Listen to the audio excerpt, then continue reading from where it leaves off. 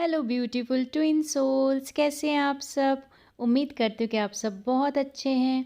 और आप सबका बहुत बहुत बहुत थैंक यू, आपने इतनी अच्छी विशेस मुझे दी हैं बर्थडे वाले दिन। Thank you so much. DF की मैं बताऊँ करंट एनर्जी, तो आपने फील किया होगा कि 8 तारीख की रात से एक तो नींद बहुत ज़्यादा आ रही थी, बहुत ज़्यादा हैवी एनर्जी फील हो रही थी। और नींद उस टाइप की नहीं थी जैसे नॉर्मली नींद आती है, एक होता है ना कि कोई सुलाना चाहता है कि सो जाओ, उस टाइप की। बहुत आंखें भारी, सिर भारी, शरीर एकदम भारी, और नींद आने लगी टाइम से पहले।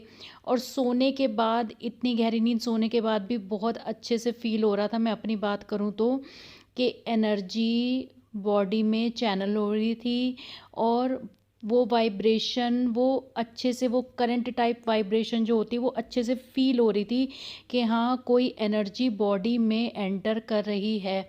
हाथों में बहुत तेज़ से चक्रास घूम रहे थे। तो आप में से काफ़ी लोगों ने इस चीज़ को फ़ील किया होगा कि एनर्जी, मैंने ये हमेशा फ़ील किया है कि जब भी पोर्टल आता है कोई मेन, उस समय पे, उस रात के समय, तो ज़रूर एनर्जी शरीर में चैनल होती है। और वो बहुत अच्छे से फील भी होती है कि हाँ, कोई एनर्जी फ्लो कर रही है बॉडी के अंदर। और थर्ड आई चक्र पे वाइब्रेशन इतनी हाई है, इतनी हाई है, एक प्रेशर बना हुआ है थर्ड आई चक्र पे कि जैसे कोई थर्ड आई को दबाए हुए है बराबर। इतना प्रेशर उस थर्ड आई चक्र पे फील हो रहा है। क्योंकि जब भी मेन पोर्टल आते हैं, अब 9 9 10 10 11 11 12 12, ये सब मेन पोर्टल होते हैं। तो इस टाइम पे आप देखोगे कि एनर्जीज कितना हाई फ्रिक्वेंसी में रहती हैं। और साथ में ये चीज़ भी आपको ध्यान में रखनी है, क्योंकि जब एनर्जीज़, इतनी हाई एनर्जीज़ बॉडी में एंटर करती हैं, तो नेगेटिव एनर्जी हमारे आसपास ज़रूर रहती हैं, उसको ऑब्ज़र्व करने के लिए, उसको छीनने के लिए। क्योंकि स्पिरिचुअल लोगों के आसपास नेगेटिव एनर्जी का जमघट इसीलिए लगा रहता है क्योंकि उनको सर्वाइव करने के लिए चाहिए होती है पॉजिटिव एनर्जी, जो वो सक करते हैं स्पिरिचुअल लोगों से। तो आप लोगों को अपने लेवल की प्रोटेक्शन ज़रूर लगा के रखनी है। वैसे तो एनर्जी हीलिंग बेस्ट है, पर हर कोई नहीं करता, हर कोई नहीं जानता है। और बाहर से करवाने का कोई लॉजिक नहीं है, क्योंकि वो महंगी पड़ती है कि हम कितनी बार उसको करवाएंगे। या तो खुद सीखना अच्छा रहता है, या फिर यह है कि जो प्रोटेक्शन आप अपने बेसिक लेते ही हैं, जो आप जानते ही हैं, तो वो प्रोटेक्शन ज़रूर से ज़रूर आप लगा के रखो। और एक चैनल मैसेज मुझे ये हुआ था कि डिवाइन मस्कुलाइन की अवेकनिंग का प्रोसेस स्टार्ट हो चुका है। और ये काफ़ी दिनों से मुझे मैसेज चैनल हो रहा था, पर अब ये चीज़ें इतनी ज़्यादा सरफेस पे आने लगी हैं ना, दिखने लगी हैं कि हाँ, उनकी अवेकनिंग चल रही है। क्योंकि हमें यहाँ से ये लग रहा है कि उनकी सेहत पे कोई फ़र्क नहीं पड़ रहा, कुछ नहीं हो रहा है, बट उनकी अवेकनिंग का प्रोसेस चालू है। पर जैसे कि आप सब जानते हैं कि प्रोसेस बहुत स्लो होता है, और जितना आप इधर इनर वर्क अपना तेज करेंगे, उतना उनके ऊपर फ़र्क पड़ना शुरू होगा, या उनकी स्पीड बढ़ जाएगी उस प्रोसेस की। और एक चीज़ जो मैंने नोटिस की कल, कि मैंने सबसे डेट ऑफ बर्थ मांगी थी कि आप उसके लिए, न्यूमरोलॉजी के लिए।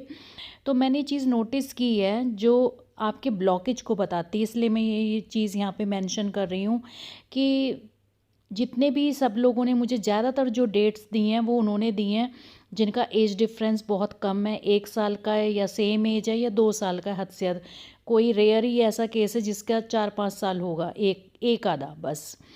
तो यहाँ पे ऐसा तो हो नहीं सकता कि एज डिफरेंस जिनका ज़्यादा है वो डिवाइन फेमिनाइन इस वीडियो को ना उन्होंने देखा हो।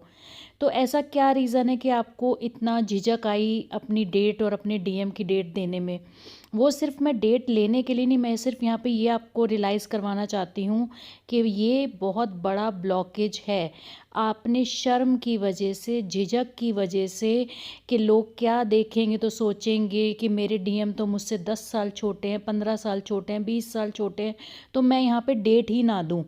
तो ये आपको ब्लॉकेज फील नहीं हुआ, आपको ये पता ही नहीं चला कि ये ब्लॉकेज है, पर यही ब्लॉकेज होते हैं। सबको लगता है इनर वर्क पता नहीं क्या ख़ास चीज़ है कि क्या करना होता है, यही ब्लॉकेज होते हैं जो दूर करने होते हैं। और जबकि ये तो सोल फैमिली है, सबको पता है कि एज डिफरेंस होता ही है। डिवाइन फेमिनाइन मोस्टली मैरिड होती हैं, डीएम अनमैरिड होते हैं, एज डिफरेंस काफ़ी ज़्यादा होता है, कुछ का तो 20-20 साल भी होता है। पर इस चीज़ को आपको छुपाना क्यों पड़ा? आपको डेट देने में शर्म क्यों आई? मुझे डेट नहीं चाहिए, बस मैं आपको ये बताना चाहती हूँ कि आप इस चीज़ को अपने हील करो, क्योंकि ये एक ब्लॉकेज है। आप शर्म को फेस कर रहे हो, आप झिझक को फेस कर रहे हो अभी भी। आपको इस चीज़ को रियलाइज़ करने में भी अच्छा नहीं लग रहा कि एज डिफरेंस ज़्यादा है, या लोग क्या सोचेंगे, या लोग क्या कहेंगे इसके बारे में। क्योंकि इसीलिए मैं अपनी वीडियो में छोटे छोटे जितने भी ब्लॉकेज होते हैं मैं वही मेंशन करती हूँ, क्योंकि उनको मैं टफ़ करके नहीं बताती कि ये डर, किसी चीज़ का भी डर आता है, शर्म आती है, अपनी चीज़ों को लेके झिझक आती है, तो ये तो मेन चीज़ें होती हैं। इनको आप हील करो हाथों हाथ। ये पिक जो मैंने लगाई, इसमें जो कोटेशन है वो आप लोग पढ़ पा रहे होंगे। और सही में इस समय स्टेज यही है कि जो हमें अपना पुराना है वो हम एक तरीके से छोड़ रहे हैं, और नया हम एक्सेप्ट अभी पूरी तरह से नहीं कर पाए हैं, और हम मिडिल में हैं, इसलिए हमें ज़्यादा तकलीफ़ और पेन हो रहा है, ज़्यादा मेंटल हेल्थ पे फ़र्क पड़ रहा है। क्योंकि अभी स्टेज ऐसी है कि ना हम उस साइड हैं ना हम इस साइड हैं। और ये चीज़ मैंने सबसे स्टार्टिंग में सुनी थी कि ऐसा होता है कि जहाँ 3D से निकल के 4D में पहुँचते और 5D तक नहीं पहुँच पाते, पर 4D में अटके रह जाते हैं। तो वो सिचुएशन बड़ी ख़राब होती है, क्योंकि 4D में पहुँचने के बाद हम 3D में वापस नहीं आ सकते, हमें 5D में ही जाना पड़ेगा।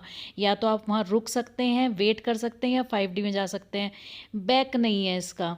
तो इसलिए ये चीज़ें अनकंफर्टेबल लगती हैं, बहुत परेशान करती हैं, पर वो ये कि आपको अपनी हिम्मत बना के रखनी है कि जाना तो है ही, 5D में पहुंचना तो है ही, या पहुंच भी चुकी हैं, बहुत डीएफ पहुंच भी चुकी हैं।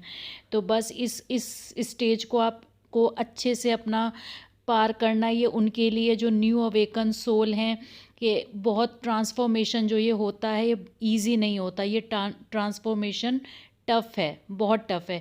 एक बटरफ्लाई का एग्जांपल हमेशा इसीलिए दिया जाता है, और ट्विन फ्लेम्स को बटरफ्लाई भी इसीलिए ज़्यादा दिखती हैं, क्योंकि वो सबसे बड़े ट्रांसफॉर्मेशन से गुजरती है। उसका जो फर्स्ट स्टेज होता है और उसका जो लास्ट, जब वो एक बटरफ्लाई बन के निकलती है, और वो कोकून में इसलिए रहती है क्योंकि वो अंदर रहती है। जैसे हमें सबसे अलग करके एक जगह कर दिया जाता है ना, क्योंकि ये हमारा ट्रांसफॉर्मेशन का टाइम है, हमें अपना बेस्ट बन के निकलना है। उस समय जब हम निकलेंगे तो हम एक बटरफ्लाई बन के निकलेंगे।